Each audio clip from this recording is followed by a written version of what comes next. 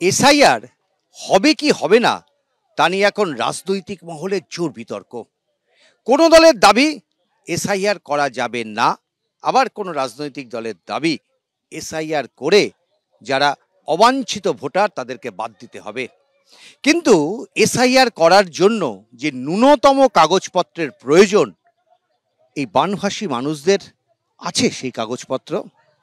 আমরা ময়নাগুড়ির এরকম একটা ক্যাম্পের সামনে দাঁড়িয়ে রয়েছি।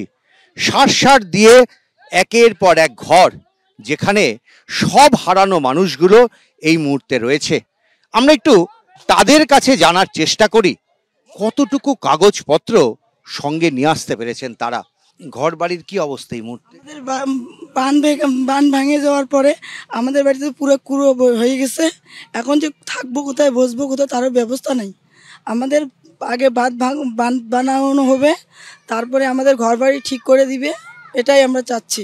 আপনি যখন বেরিয়েছেন তখন কোনো কাগজপত্র আনতে? কাগজপত্র আমারটা ছিল, আর সম্পূর্ণ বিছনার মধ্যে ছিল, সব ভাইচে চলে গেছে।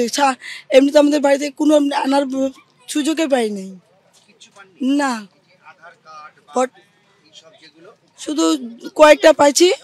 আমার গার্জিয়ানে তো সম্পূর্ণ শেষ হয়ে গেছে, আর একটা কাগজপত্র নাই। কাগজপত্র কিছু নাই, এই দুই একটা আছে হয়তো, আর বাকিলা নাই, সব ভাসে গেছে। কিছু আনতে পারিনি তো, খালি যান বাঁচে আছে। আধার কার্ড আছে, ব্যাংকের বই টই নাই, আর কিচ্ছু নেই আমাদের। হ্যাঁ, বাড়িটাও নাই। ভোটার কার্ড আছে, আধার কার্ড, মানে আরো অনেক পত্র, অনেক জিনিসপত্র এখনো দেখা হয়নি। কাগজপত্র সব শেষ। না না, হ্যাঁ, জমি দলিলও শেষ।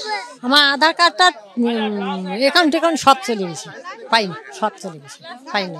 নিজের বাড়িটা বাঁচাতে পারেনি, নিজের জামা কাপড় বাঁচাতে পারেনি, আর কাগজ বাঁচানো তো একেবারে দুরস্ত।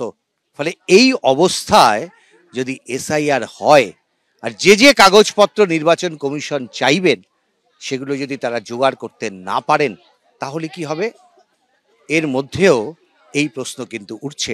ক্যামেরায় দীপ্তেন্দু সিংহর সঙ্গে উজ্জ্বল মুখোপাধ্যায়, এবিপি আনন্দ, ময়নাগুড়ি।